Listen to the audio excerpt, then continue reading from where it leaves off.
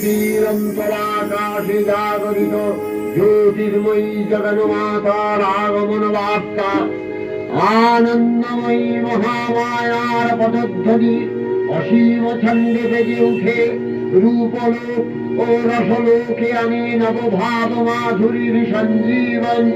তাই আনন্দিতা শ্যামণী মাতৃকার চিন্ময়ীকে মৃদুময়ীতে আবাহন।